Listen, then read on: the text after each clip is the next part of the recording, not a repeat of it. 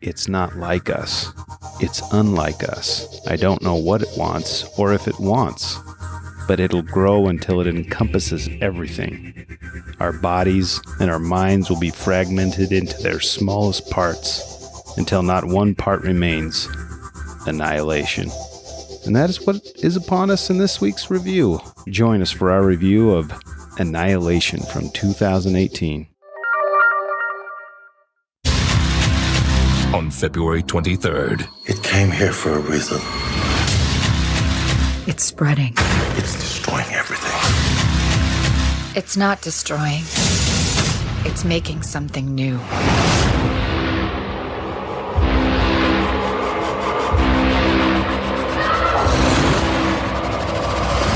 This is how extinction begins.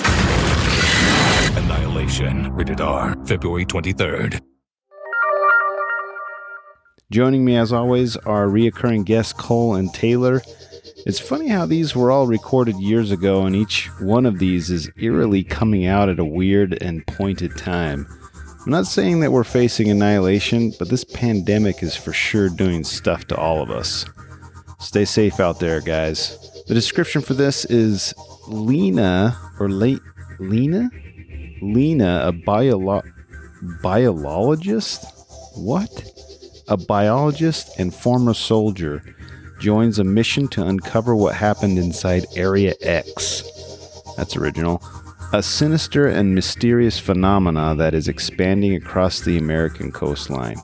Once inside, the expedition discovers a world of mutated landscapes and creatures, as dangerous as it is beautiful, that threatens both their lives and their sanity. Top billed stars are Natalie Portman, Oscar Isaac, and Gina Rodriguez, to name a few. Directed by Alex Garland and based on a novel by the same name by Jeff Vandermeer. Alex also directed Ex Machina, that also has Oscar Isaac in it, which is also very good. Runtime of 1 hour, 55 minutes, rated R. Genre on Rotten Tomato, I don't know why I like this, but it's just so funny to me. But it says sci-fi, comma, mystery, and thriller, comma, adventure. Sometimes the ands are at the end, sometimes they're in the middle. This time it's in the middle. Rating from IMDb is 6.8 out of 10. Rotten Tomatoes gives it an 88% from the critics and 66% from the rest of us. Box office haul of $43.07 million, both domestic and internationally, with a $40 million production. And this basically flopped. And I think people just weren't wanting to go see a movie like this in 2018. There's too many superhero movies and sequels, and even the sequels weren't doing great. Yeah, just didn't do good. And it's kind of a cerebral sci-fi thriller. Where you can watch this right now is if you have a premium subscription to Hulu, you can catch this there, or you can rent it for $2.99 on a bunch of different streaming services. Some popcorn trivia. This film was based on the first book in the Southern Reach trilogy. So if you want to look that up, or if you're reading it or have read it, this is based on that. This was also I found this interesting. This was the first rated R film between Paramount Pictures and Skydance production companies, which is interesting. And the second Skydance film overall to receive that rating. This I found also interesting. The scene where the monster stalks the victim and is sniffing all around the human, and the human has to lay still lest the monster detects them. This is a trope that is used in almost every horror or monster movie ever made. I don't know about ever made, but that's what the internet's saying. Amy Steele lays still so that Jason doesn't hear her in Friday the 13th Part 2. Danny lays still in the cupboard so Jack doesn't hear him in The Shining. The kids lay still in the Jeep so that the T-Rex doesn't see them in Jurassic Park. The hobbits lay still so the ring wraiths don't see them, etc., etc. Interesting. I guess I'll watch that in more horror movies as I see them. The alien life form is not aggressive. This is really cool. The alien life form is not aggressive. All the organic life forms which are not aggressive, plants, animals, peaceful people, become symbiotic with the alien life form and they are assimilated. On the other side, the aggressive and self-destructing people are annihilated. That is pretty cool, and if you think about it, maybe you should be more nice to Mother Earth, everybody. I had some popcorn beefs with this movie. Although the story is often said to be inspired by Tarkovsky's film Stalker from 1979, in a Reddit AMA writer Jeff Vandermeer denied any inspiration from the film nor from the novel Roadside Picnic that it was based on. And to be honest with you, I think he's a liar because I believe that Stalker was based on a plot similarity from H.P. Lovecraft's short story The Color Out of Space, which was published in Amazing Stories in 1927.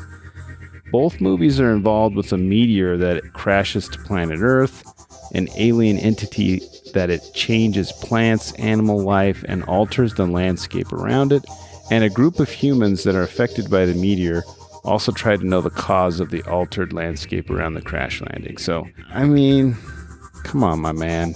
You lifted some of the story from Color Out of Space from 1927, which was made into a movie called Stalker, which is made into a bunch of movies are made out of this film, and even a movie called The Color Out of Space, which has Nicolas Cage in it, which we are going to be reviewing shortly as well. So there you have it. There's my beef. There's my beef with that author. Popcorn Priest. Yes, sir. That's right. Welcome back to another episode. After our unintentional hiatus. It tells me it's my birthday tomorrow on my phone. It has to remind me. Cole's birthday tomorrow. Apparently, at least Google cares about you. Cole's birthday tomorrow. I'm going to be 19 years old. I finally got 3 chest hairs that I've been grooming excessively. Your mustache is coming in. It's still a little wispy. I shaved like 2 weeks ago, because it was getting in my mouth. Yeah, we've had a 3-month hiatus because Cole's been up in the air. He's been having adventures. The traveling technician. I started a blog where I've just been... Never mind. I can't explain. Is it an anonymous blog? It's anonymous. It's an anonymous. You can't tell people that you have a blog or they'll go find it. Let's snoop it out.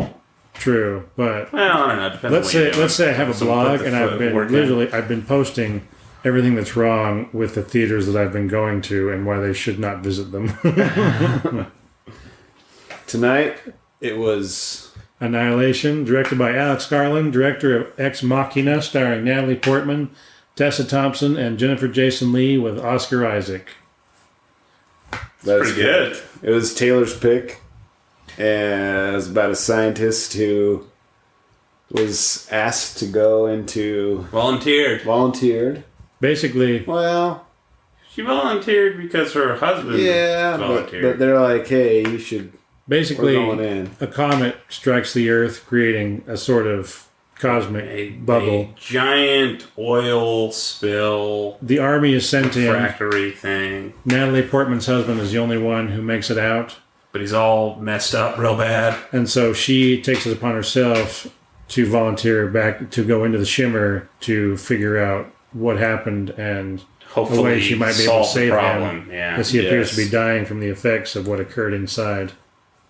And we will, some point during this, we'll say the rest is going to be spoilers because I do want to talk about the ending, and I want I want to see what your guys' reaction was to that. But before that, it's a different type of sci-fi film that you like. I mean, it's kind of like Arrival. It reminded me of that in a way, where it's kind of like it's not really like. The story is not clear. No, that's actually it's more of a mystery. That's actually perfect because with Arrival, they were trying to discover the secret of the ship and what the ship was trying to tell them, or what the ship was there what the aliens were doing. But instead of a ship in this movie, it's basically a cosmic bubble that's slowly expanding. It's kind of like a natural disaster that they don't really understand. Exactly. That's what it looks like. Basically, there's a cosmic... It's a bubble... How would you describe it? It's like a cloud. It's like It's like a dome, I guess. like fallout from a bomb. Exactly. Yeah, it's an area of it's just- effect, but it's like just it's kind of constant expanding. and slowly expanding. Yeah. And everything inside is becoming severely affected in Weird various ways. And so they're trying to find the root cause to see if it can be stopped, because it's slowly expanding and they only have so much time before it just encompasses more of the country. Yeah. I liked it.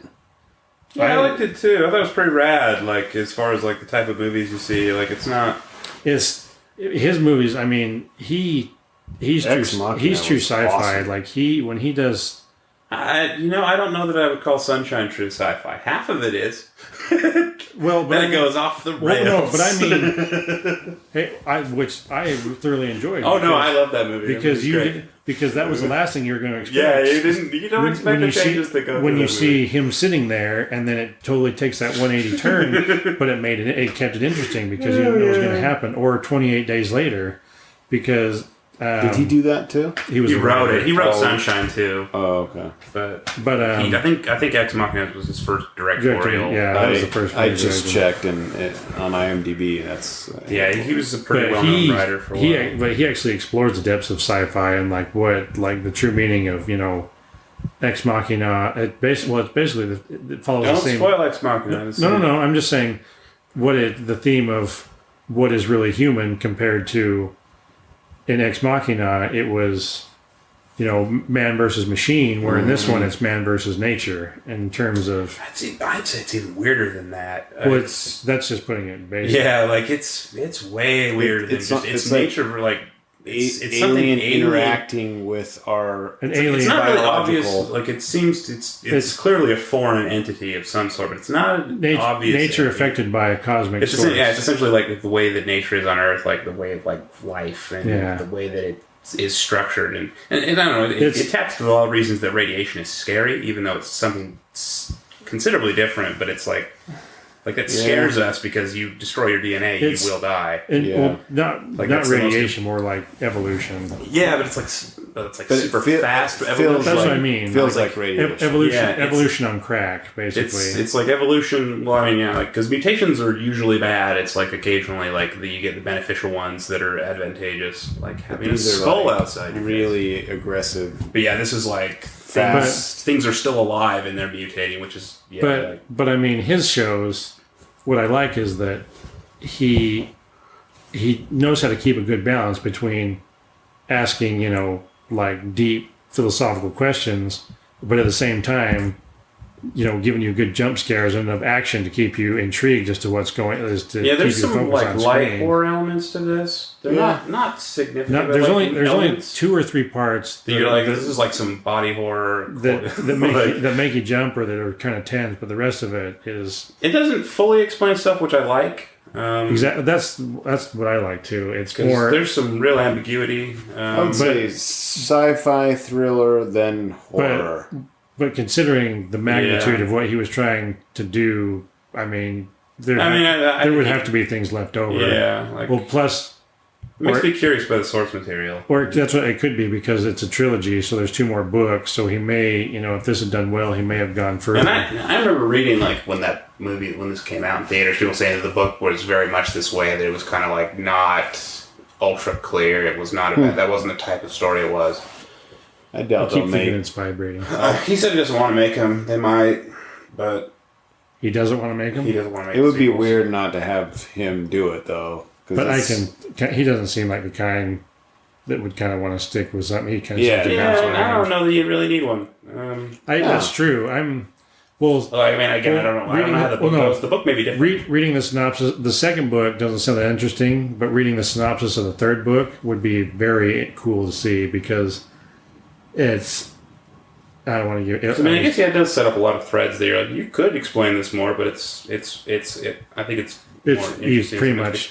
Although there were reviews I remember reading when this came out saying like that it's too many questions. It's like a lost episode. That's the thing. If you kind of is.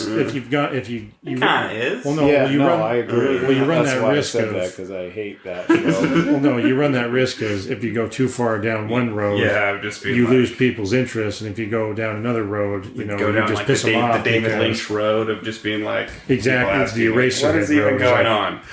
The Eraserhead road. Yeah. Like, what in the hell is this worm? But people love that about him, so I guess you can make that work. That is true. We also screened this with the rental that we got had an Atmos track, and if you have Atmos, which most people don't, I bet you like. I'm just saying. I'm trying to think how many people probably have Atmos in this world, and it's probably like under 1,000. It's no, I bet in it's like more private home theaters having Atmos. It's like a big seller, like because people hook it up for Apple TV now is touting under Atmos. $1 million, which is still it's under, more like it's like small like public America. venues, like people like breweries and things like that. I can see that. Yeah. It's not the full Atmos experience, but it's easy. It's like the Tower where they show just DVDs, like the old classic film series. It's a lot of places like that throw it in, or like nightclubs and things like click that. That'll catch on the recording, sucker. This will? Yeah. Clicking, you'll just be hearing click, click, click. I thought you were... Okay. He does it again. But no, the Atmos track was very cool. It definitely added to the film. Yeah, visually. There's like 3 or 4 times during the movie where this really movie's perfect because it's out in nature where you've got nothing but ambient noise the majority of the film, which really comes through at certain points, as opposed to the tense moments that are supposed to design to make you jump. But like it really feels like you're outdoors when you're watching the show. Yeah, visually I really liked it too. Like I think like the design, the production design of it, like it's really unsettling and it's not like super like he's really good with detail. Yeah, it's like something's clearly wrong, but it's like I don't know. It's like when you go to like another country and the plants are all different from what you're familiar with. Yeah, that's kind of the vibe you get, but like worse. It's like something's wrong, but you see beauty and. Interesting, but it still looks like you want to get close, but you're kind of a little afraid about it. You want to look, but you really don't want to touch. Yeah. Well, Oscar Isaac again. Seriously, one of the best actors like around right now. Remember him in Sucker Punch? That movie was bad. That movie was very bad. Like some weird. The sad thing, the sad thing is he was the enjoyable part of the show. Like I disagree. He put in a good effort compared to everybody else. I mean, he surely tried. I'm not knocking him. That movie just had problems, and that was like I think that might be the first place I saw him was in that movie. That might be like the first movie I saw him in. No, there was before his star exploded. There was one other show before that. He was in that one movie that Madonna directed. I didn't see it. That's the one. It's like W.E. Yeah, that's what it was. Well, let's talk about the ending real quick. So if you're listening and don't want to hear, turn it off. But spoiler alert. Yeah, that ending's real weird. This ends chapter 1. Do you think that they're both? I mean, they're both obviously infected. He's a different. He's not the same guy at all. He's a full-fledged clone. Yeah. She's on her way to becoming one. Or she's at least been modified enough that she's no longer who she was. What happened to him may happen to her, but she's not the same person either because that final scene where you're looking at her eyes and her eyes are muted. Yeah. See Midnight Special? Yeah. No, I saw the second half. It's kind of similar. Like, that was not nearly as dark as this. Oh, no, that was... Midnight Special is kind of more like Sci-Fi Family kind of. Yeah, it's more like Spielbergian family. Yeah, it's more. But the ending has a very similar moment with the eyes. Yeah. Why do you think they embraced if they're like just because of the DNA echoing? It's because their familiarity. They both know what each other is at that point, and they basically don't have anyone else in terms of who they are. And I mean, is their husband and wife, or is the DNA still in there, and there's some echoes of their the whole love. Scene with like the comet's like matter in like underneath the lighthouse where it creates the mimic. Mm-hmm. That is all very weird and it does not explain itself at all. It's really crazy. It's hard to understand. It does. That part made sense. Because that's how the other Oscar Isaacs came about. Yeah, right? but what I don't understand is that so the shimmer collapses.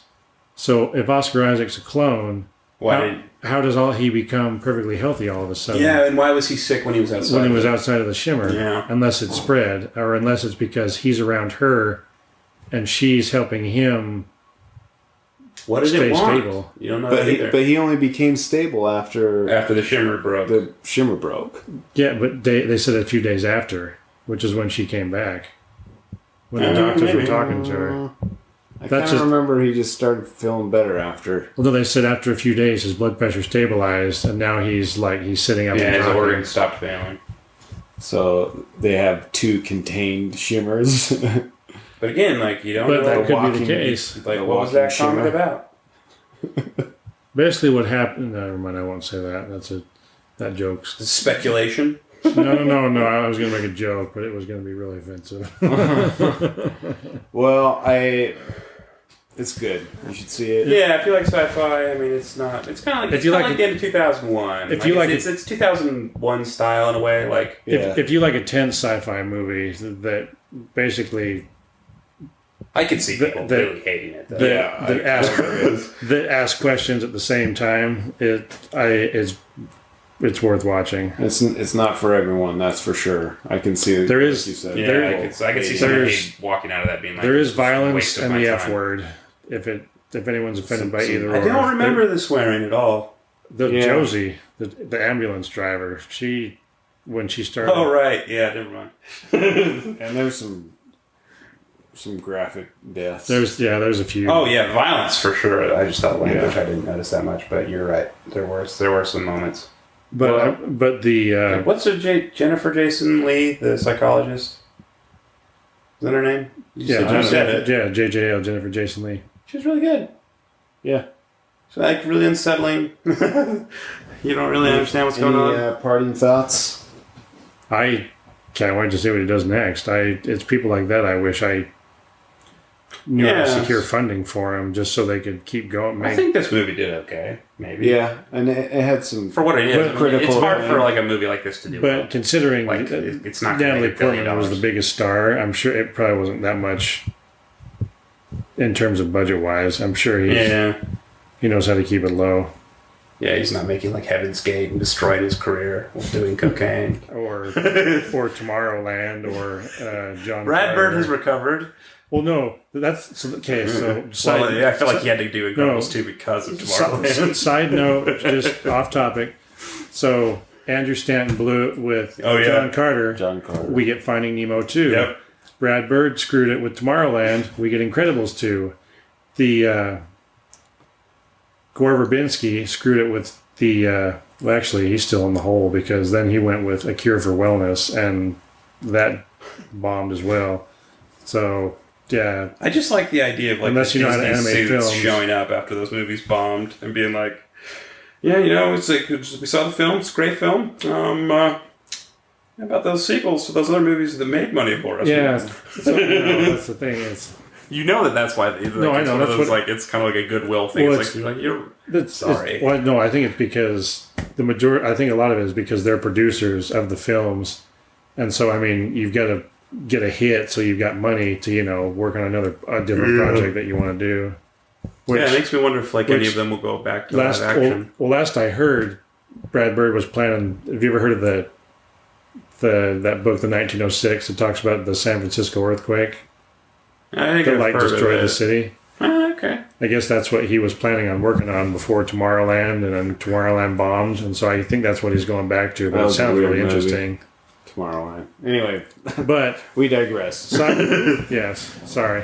That'll wrap us up for this episode of the Popcorn Priest Annihilation. Go check it out. A side note, amazingly, Ant-Man 2 is actually at 88% on Rotten Tomatoes, which I am amazed that it is that high. I mean, who is that? Tie into this at all? No. I'm just. Oh, you're just random. That's just random fact. I'm just random amazed. fact. I didn't think it.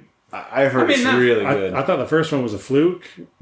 Given that Edgar Wright had so much input in the film. I don't know. It's one of those. They're Like, I don't know how they ended up being standalone Ant-Man movies. That seems like that was a weird thing. But it's one that they can be lighthearted with, and it doesn't have to be like a serious. And I think that's why people like it. Which is, considering the state that last Avengers movie's left it in, it's interesting. I'm curious just for that reason, because like, true, this could be some side story while all that serious stuff was happening. Well, we can talk about Ant-Man the next time. Thanks, everybody. We'll talk to you. We'll see you guys next time. My apology for my your scattered brain. See you guys later. And now the point which you've all been waiting for, should or shouldn't you watch this? The answer is you should. And here are 5 reasons why you should watch this. Number 1, if you've read any of the books from the trilogy, this is for you. Number 2, if you like Alex Garland or his other movie Ex Machina, that's right, he's only done 2 movies, directed 2 movies. If you like that movie, then check this one out. Number 3, if you like sci-fi films. Number 4, if you like sci-fi films that make you think. And number 5, if you like to see some crazy visuals that most likely you've never seen before, both beautiful and horrifying, then click on that rent button and get ready for an interesting ride. As always, hit me up on the Twitters if you want to interact with the Great Popcorn Priest at Popcorn Priest. I respond to every tweet. And if you want to catch up with us, next week we'll be reviewing Sicario, Day of the Soldado. And for those of you who speak Spanish, Sicario is assassin and Soldado is soldier. Assassin, Day of the Soldier, 2018 is the sequel to Sicario. We'll see you guys next week. Thanks for listening.